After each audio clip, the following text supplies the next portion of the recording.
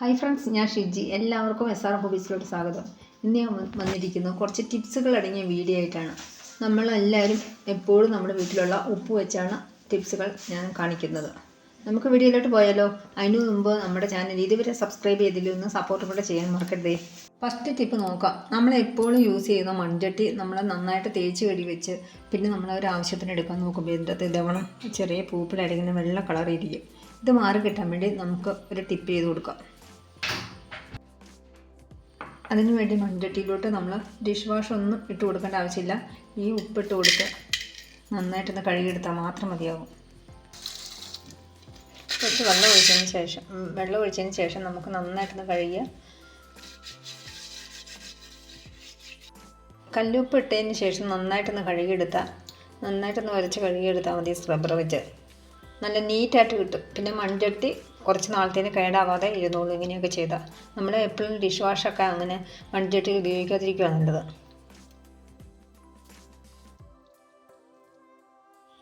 നല്ല നീറ്റായിട്ട് കഴുകിയെടുത്തിട്ടുണ്ട്. നമ്മളൊന്ന് കമത്തി വെച്ച് കൊടുത്താൽ മതി. പിന്നെ ആ പൂപ്പലൊക്കെ മാറിക്കിട്ടും. നിങ്ങൾ ഇതുവരെ ചെയ്ത് നോക്കിയിട്ടില്ല, ഇതവണ ചെയ്ത് നോക്കും.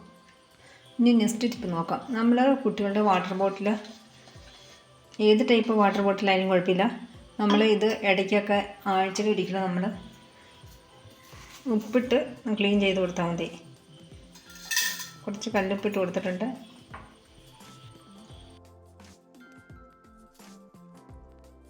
നന്നായിട്ടൊന്ന് ഷേക്ക് ചെയ്ത് കൊടുക്കാം.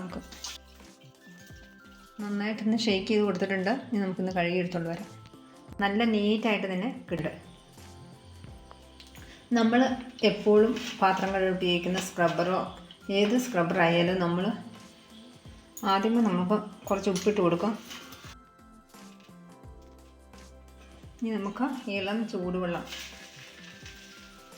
കിടക്കാവുന്ന രീതിയിൽ നമുക്ക് ഒഴിച്ചു കൊടുക്കാം. സ്ക്രബ്ബറൊക്കെ ഇതിലോട്ട് നമുക്ക് ഇട്ട് കൊടുക്കാം. ഇങ്ങനെ ഇട്ട് വെച്ചിരുന്നാൽ നമുക്ക് രാത്രിയിൽ ഇട്ട് വെച്ചിരുന്നാൽ മതി. രാവിലെ നോക്കുമ്പോഴല്ലോ അതിൻ്റെ ബാക്ടീരിയകളൊക്കെ പോയി നല്ല നീറ്റായിട്ട് തന്നെ കിട്ടും. പിന്നെ ബാഡ് സ്മെല്ലൊക്കെ മാറി കിട്ടും. ഈ സെറാമിക്കിൻ്റെ കപ്പുകളൊക്കെ പെട്ടെന്ന് തന്നെ കറ പിടിക്കാൻ ചാൻസ് ഉണ്ട്. ഇതിൻ്റെ അകത്തോടെയൊക്കെ ശരിക്കും കറ ഉണ്ടാവും. ഇത് മാറി കിട്ടാൻ വേണ്ടി നമുക്ക് ഇച്ചിരി ഉപ്പ് ഇട്ട് കൊടുത്താൽ മതി. കുറച്ച് വെള്ളം കൂടി ഒഴിച്ച് കൈ വെച്ച് തന്നെ നമ്മൾ ഇങ്ങനെ, സ്ക്രബ്ബറിൻ്റെ പോലും ആവശ്യമില്ല, കൈ വെച്ച് നമ്മളിങ്ങനെ അടിച്ചാൽ തന്നെ നന്നായി നീറ്റായിട്ട് തന്നെ കിട്ടും. കറയൊക്കെ മാറി. ചായക്കറിയൊക്കെ ഉണ്ടായിരുന്നു ഇതിൻ്റെ അകത്ത്. ഇത് തന്നെ ആവണമെന്നില്ല, സ്റ്റീലിൻ്റെ പാത്രങ്ങളും കറിയൊക്കെ മാറി കിട്ടാൻ നല്ലതാണ് ഉപ്പ്.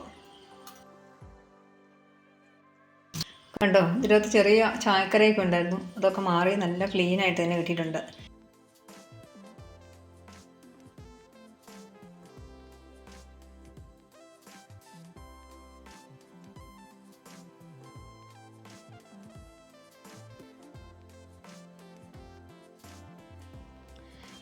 പിന്നെ കിച്ചൺ സിങ്കിൻ്റെ കറിയൊക്കെ മാറി കിട്ടാൻ വേണ്ടി നമ്മൾ ഇടയ്ക്ക് ഉപ്പ് ഇച്ചിരി ഇട്ട് കൊടുത്തതിന് ശേഷം നന്നായിട്ടൊന്ന് കഴുകി കൊടുത്താൽ മതി. നല്ല നീറ്റായിട്ട് കറിയൊക്കെ മാറി കിട്ടും. പിന്നെ കിച്ചൺ സിങ്ക് ബ്ലോക്ക് ആവാതെ ഇരിക്കും. നല്ലതാണ് ഇളം ചൂടുവെള്ളത്തിൽ ഉപ്പ് ഇങ്ങനെ കലക്കി ഒഴിച്ചു കൊടുത്താൽ. പിന്നെ പാറ്റയുടെയും പ്രാണിയുടെയും ശല്യം മാറി കിട്ടാനും നല്ലതാണ്. കിച്ചണിൽ എപ്പോഴും യൂസ് ചെയ്യുന്ന ഇതുപോലത്തെ കപ്പുകളൊക്കെ ഇല്ലേ, അത് അല്ലെങ്കിൽ ബാത്റൂമിലൊക്കെ ഉപയോഗിക്കുന്ന കപ്പുകളായാലും ഇതിൻ്റെ വഴുവഴുപ്പൊക്കെ മാറി കിട്ടാൻ വേണ്ടി നമുക്ക് ഇതവണ്ണം കുറച്ച് ഉപ്പിട്ട് നന്നായിട്ടൊന്ന് കഴുകിയെടുത്താൽ മാത്രം മതിയാവും. നല്ല നീറ്റായിട്ട് തന്നെ കിട്ടും. കൈ വെച്ച് സ്ക്രബ്ബറിൻ്റെ പോലും ആവശ്യമില്ല. നമ്മൾ കൈ വെച്ച് തന്നെ നന്നായിട്ടൊന്ന് കഴുകി കൊടുത്താൽ തന്നെ നല്ല നീറ്റായിട്ട് കിട്ടും. ഇതിൻ്റെ വഴുവഴുപ്പൊക്കെ മാറി ഉപ്പിട്ടൊന്ന് ജസ്റ്റ് ഒന്ന് കഴുകിയുള്ളൂ. എന്നിട്ട് നല്ല നീറ്റായിട്ട് നല്ല തിളക്കത്തോടു കൂടി തന്നെ കിട്ടിയിട്ടുണ്ട്. നമ്മുടെ വീട്ടിൽ നിന്ന് എലീനെയും പല്ലീനെയും അതുപോലെ തന്നെ ഒച്ചിനെയും ഒക്കെ നമ്മുടെ വീട്ടിൽ നിന്ന് പാമ്പിന് വരെ ഓടിക്കാൻ പറ്റുന്ന ഒരു ടിപ്പ് നോക്കാം. അതിനു വേണ്ടി ഞാനിപ്പോൾ എരുകല്ല് എടുത്ത് വെച്ചിട്ടുണ്ട്. ഞാനിപ്പോൾ കുറച്ചാണ് തയ്യാറാക്കുന്നുള്ളൂ. കുറച്ച് വെളുത്തുള്ളി ഇങ്ങോട്ട് ഇട്ട് കൊടുത്തിട്ടുണ്ട്. നമുക്ക് ജസ്റ്റ് ഒന്ന് ചതച്ചെടുക്കാം. ഞാൻ ചതച്ചത് ഒരു ബൗളിലോട്ട് ആക്കി കൊടുത്തിട്ടുണ്ട്. ഇനി ഇതിലോട്ട് 2 ടീസ്പൂൺ ഉപ്പും കൂടെ ചേർത്ത് കൊടുത്തിട്ടുണ്ട്.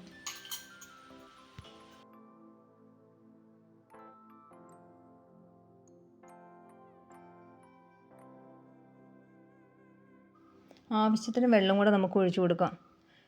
ഇനി നമുക്കിത് ഒരു രാത്രി നമുക്ക് മാറ്റി വയ്ക്കാം. ഒന്നുകിൽ നമുക്കിത് തിളപ്പിച്ചെടുക്കാം, അല്ലെങ്കിൽ രാത്രി മാറ്റി വെച്ചാലും മതി. ഞാനിപ്പോൾ ഒരു രാത്രി അങ്ങ് മാറ്റി വെച്ചിട്ടുണ്ട്. നമുക്ക് നന്നായിട്ട് അരിച്ച് എടുക്കാം. നല്ലോണം ഇതിൻ്റെ അകത്തോട്ട് അതിൻ്റെ എഫക്റ്റൊക്കെ ഇറങ്ങിയിട്ടുണ്ട്. ഇനി നമുക്കിതിലോട്ട് ഏതെങ്കിലും ലോഷൻ ഒഴിച്ചു കൊടുക്കണം. ഞാനിപ്പോൾ ഡെറ്റോളാണ് എടുത്തിരിക്കുന്നത്. നല്ല കുത്തുന്ന സ്മെല്ലുള്ളത് തന്നെ ഒഴിച്ചു കൊടുക്കണം. ഒരടപ്പം ഒഴിച്ചു കൊടുക്കാം.